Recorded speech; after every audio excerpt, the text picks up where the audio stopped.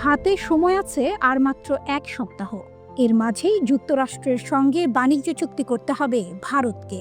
চুক্তিতে পৌঁছানো সম্ভব না হলে গুনতে হবে বর্ধিত শুল্ক।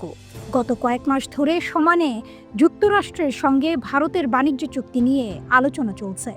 সেই আলোচনা এখনও অব্যাহত আছে। মার্কিন প্রেসিডেন্ট ডোনাল্ড ট্রাম্প আবার বলেছেন, আমার মনে হয় আমরা ভারতের সঙ্গে বাণিজ্য চুক্তি করতে চলেছি। এটা অন্য ধরনের চুক্তি হবে। এটা এমন এক চুক্তি হবে যেখানে আমরা ভেতরে ঢুকতে পারবো। এখন ভারত কাউকে ভেতরে ঢুকতে দেয় না। আমি মনে করি এবার তারা দেবে। ভারত যদি এবার ঢুকতে দেয় তাহলে আমরা অনেক কম শুল্ক চালু করে চুক্তি করতে পারবো। যুক্তরাষ্ট্রে বর্তমানে ভারতীয় প্রতিনিধি দল মার্কিন কর্মকর্তাদের সঙ্গে বাণিজ্য চুক্তি নিয়ে আলোচনা করছেন। এই প্রতিনিধি দলের নেতৃত্বে রয়েছেন রাজেশ আগরওয়াল।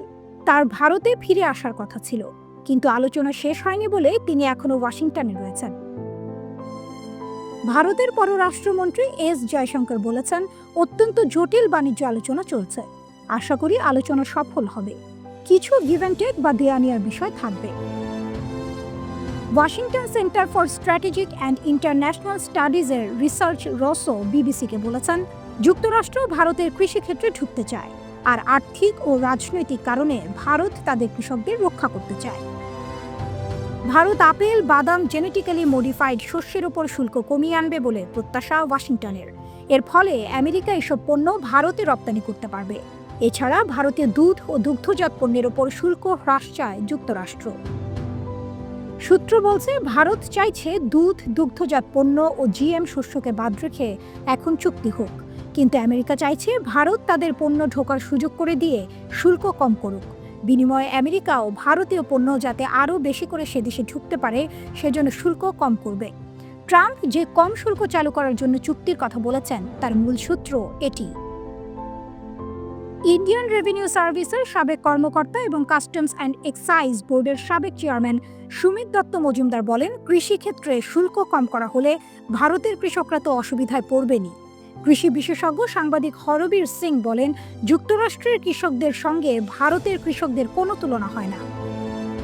আমেরিকায় 1,80,00,000 কৃষক এবং ভারতের কৃষকের সংখ্যা প্রায় 15 কোটি, যাদের মধ্যে 89% ছোট ও মাঝারি কৃষক। ফলে তাদের সুরক্ষা প্রয়োজন। আমেরিকায় সরকার বিভিন্নভাবে কৃষকদের ভর্তুকি দেয়। তাদের ভর্তুকির পরিমাণ ভারতের কৃষকদের তুলনায় অনেক বেশি। তাই আমেরিকার ও ভারতীয় কৃষকদের কোনো তুলনা হয় না। ভারতীয় কৃষকদের আমরা বাজারের হাতে ছেড়ে দিতে পারি না। দ্য সেক্রেটারিয়েটের সম্পাদক এবং দীর্ঘদিন ধরে অর্থনৈতিক সাংবাদিকতা করা জয়ন্ত রায়চৌধুরী বলেছেন, কিছু পণ্যের ক্ষেত্রে ভারত শুল্ক কমাবে, কিন্তু চাল গমের মতো খাদ্যশস্যের উপর নয়। তেমনি ডেইরির ক্ষেত্রে স্পেশালাইজড চিজের মতো কিছু পণ্যে শুল্ক কমবে, কিন্তু বাকি পণ্যে কমার সম্ভাবনা কম। সেজন্যই এই বাণিজ্য চুক্তি শুল্ক নিয়ে আলোচনা একটি কঠিন ও চ্যালেঞ্জিং হয়ে দাঁড়িয়েছে।